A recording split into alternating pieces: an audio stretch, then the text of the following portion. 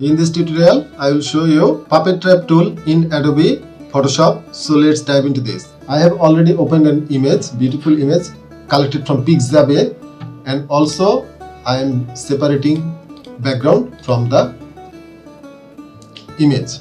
So I am selecting this image, this isolated subject, and then I am accessing Puppet Trap tool. You can see after clicking accessing Puppet Trap tool, the image will be surrounded by mesh, or mesh has been appeared here. So if you click here, you can see here is 3 mode. Actually you can click here, this is mode, and you can move, click here, and you can move the image. You can see you can move image. But if I click here, here is I am clicking. Now I can, if I move, you can see now it is easily straightening the image, and due to this point was working as locked the lock pin or lock the image in this point. So in this way you can work. So if you want to remove this pin, you can right click here, or you can see you can delete pin. This pin has been deleted. Or also if select it and press backspace from keyboard, or you can hold down Alt from the keyboard, and you can see and scissor cursor appeared, and click here, it will gone. So in this way you can work with this pin. Also here is few mode. This is normal mode, rigid mode. If you see this is normal mode, I can click here, it will normally moving. But if I make it distort, you can see I am click here, you can see how you can distort the image based on the pin. Also if you make it rigid, it will be worked at rigid. There is no distortion, no skew, no other anything.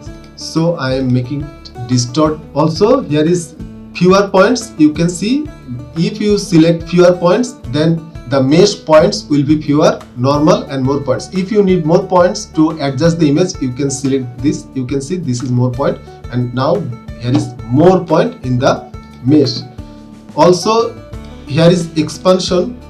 It will expand the mesh by here in the outside the image. You can make it expand or make it 0 minus 20 pixel, or make it 1 or 2 pixel. I am making it 0 pixel.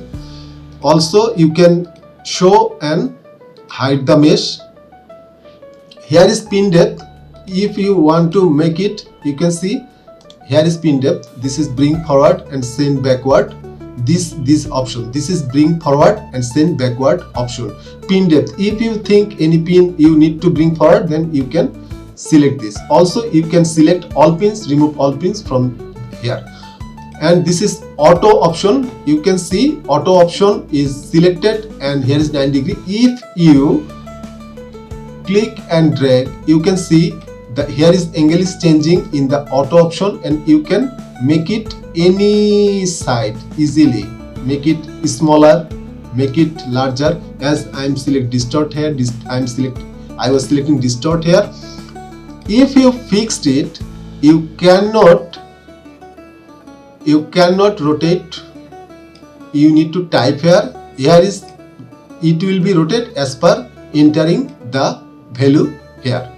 So I am making it auto and making it this. So I am accepting this. Here is the I have already worked on